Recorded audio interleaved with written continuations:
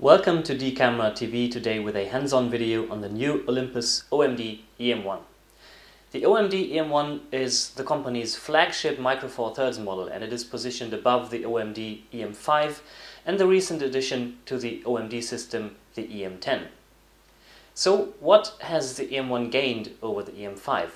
Well, for one, there's mostly the more pronounced grip, which helps a lot with holding the camera steady in one hand, especially when using it with a long and heavy lens such as this 12 to 40 mm Pro. Apart from that, the OMD E-M1 has a higher resolving display, a larger and higher resolving viewfinder, as well as some additional manual controls on the body.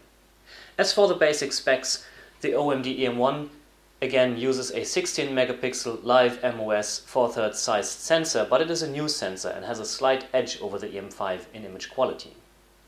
The ISO ranges from 200 to 3200 natively, and it can be extended to 100 on the low end and to 25,600 on the high end. The display on the rear can be tilted up and down, just like we know it from the E-M5, but it now resolves just over 1 million pixels, so it provides a much sharper preview as that of the E-M5. And the viewfinder as well has a higher resolution, now 2.36 million pixels, which is almost as clear and as good as the optical viewfinder of a DSLR. The E-M1 also has a new shutter mechanism, which now goes to 1/8000th of a second, which is twice as fast as that of the other Micro Four Thirds cameras. Video is integrated as well, Full HD 1080 at 30 frames per second, H.264 compressed, the same that we already know from the E-M5. 10 consecutive images per second in continuous shooting mode. The body is water and dust proof and is functional down to -10 degrees centigrade. Wi-Fi is on board as well. There's also a camera app for your smartphone or tablet, which you can use to remotely control the camera. The body alone weighs roughly 500 grams, which is rather hefty for a mirrorless camera, and especially with a lens like this, the weight goes easily up to a kilogram, depending on which lens you use. Body price at the moment is 1,500 euros. This is February 2014, so it's not quite cheap, but the camera has a lot to offer. So let's take a closer look at the E-M1's body and see what's new and improved over the E-M5. The body of the OMD E-M1 is styled similarly to that of the E-M5, that is, it is styled to look like a DSLR camera. But there are a couple of changes to the E-M1 over the E-M5, and that's what we're going to look at now. On the front, one of the first things you'll notice are these extra function buttons that have been added, which are easily to reach with your middle and ring finger and which provide customizable functions. On the right side there's the lens release button as well as a flash synchronization socket, and on the top left there's the autofocus assist light. On the right side of the camera there's the SD card compartment, and on the other side there are the interfaces, which again can only be accessed when the display is tilted. There's an interface for a microphone, which was left out on the E-M5, which you had to buy an adapter for, and there are interfaces for HDMI, video out and USB. Of course, the really interesting stuff is on the top of the camera. It's pretty similar to that of the E-M5, however there are a couple significant changes. For example, the two settings dials have moved in place. One is still on the back of the camera, but the other one is now at the front and around the shutter button. Then there's the button to immediately record a video, the function 2 button. The function 1 button now is a bit tilted and halfway on the top, halfway on the back of the camera. The mode dial of the E-M1 now has a locking button which has 2 positions. In one position the dial can be moved freely without having to hold down the locking button, which is a pretty clever idea, and in the second position it locks the dial and it cannot be moved.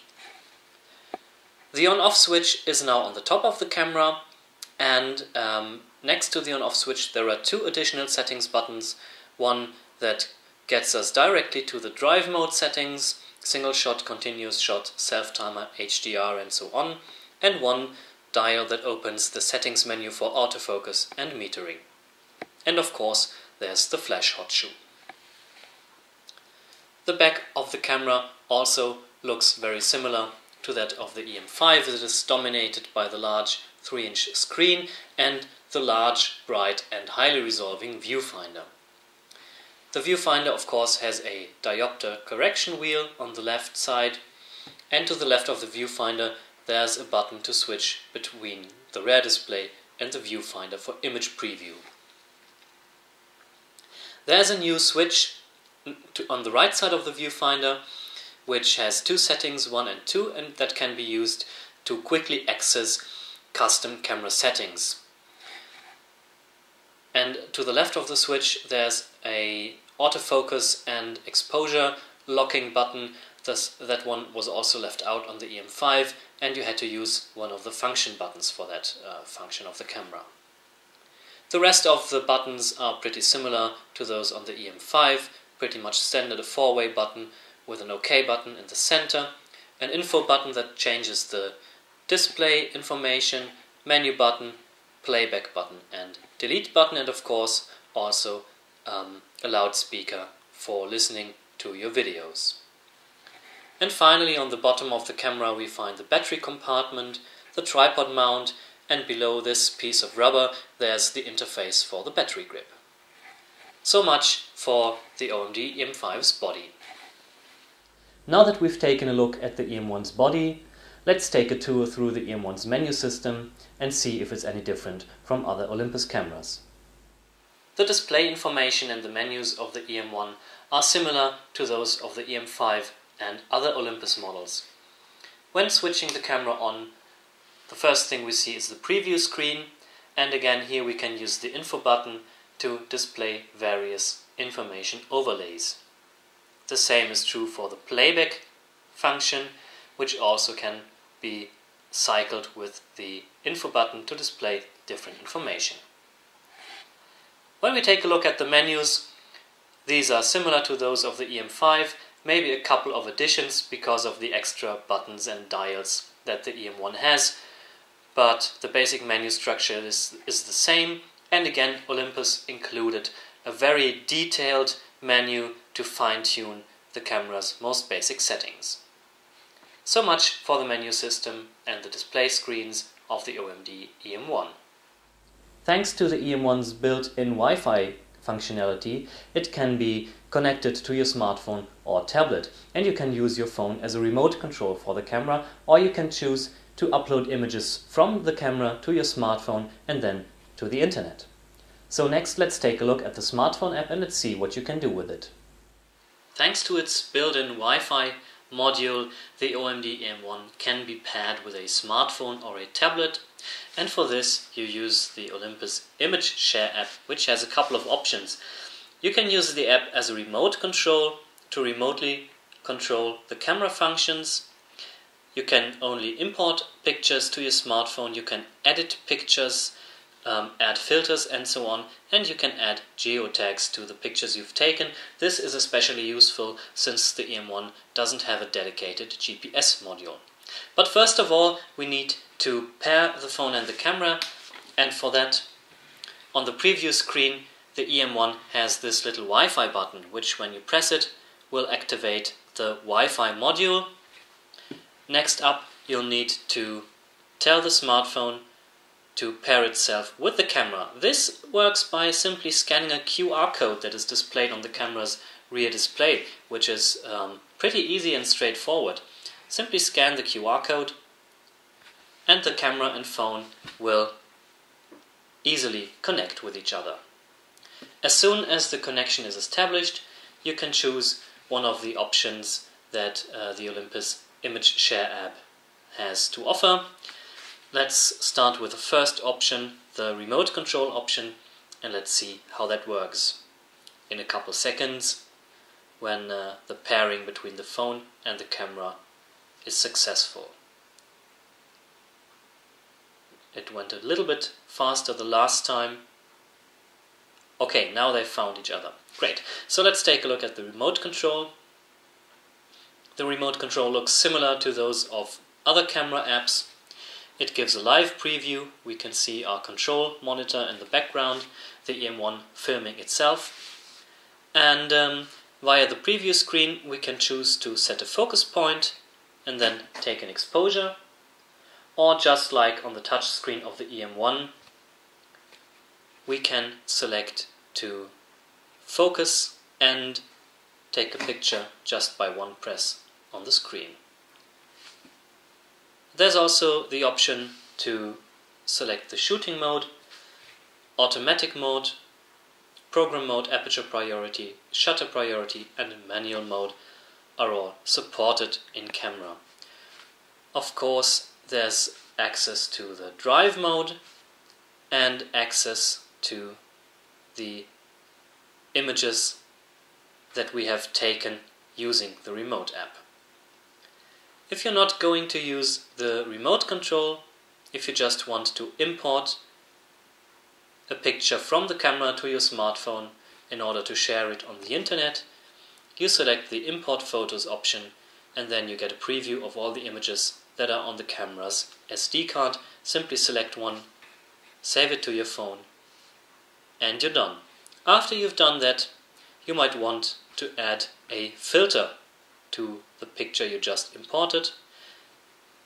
Press on Edit Photo, then your picture preview app of preference will open up. That was the wrong folder. Photo receiver. There are the pictures that we received from the E-M1 and we select one. And it may take a couple of seconds till it opens up, and then we can choose from a couple of different effects to add to the picture. And finally, we can add geotags to our pictures. Of course, we will have to activate GPS in order to do that, which we don't have activated on the phone right now, so we can't do that. But that's pretty much all the cool stuff that you can do with the Olympus smartphone app. The OMD E-M1 is neither a successor nor a competitor to the OMD E-M5, but they play roughly in the same league because they are both aimed at both professionals as well as enthusiastic amateur photographers. So, what are the differences between the two cameras? Well, for one thing, the E-M1 is newer. It's almost 2 years newer than the E-M5. It has a newer sensor with slightly improved image quality. Apart from that, of course, there's the pronounced grip, which the E-M5 lacks, so especially with longer and heavier lenses, this is the camera which is much nicer to use. The interface has also changed slightly. There are a couple more buttons and dials on the E-M1 that improve functionality and manual operation a lot. And of course, there's the higher resolving display and the higher resolving viewfinder, which makes a lot of sense when using manual focus, for example.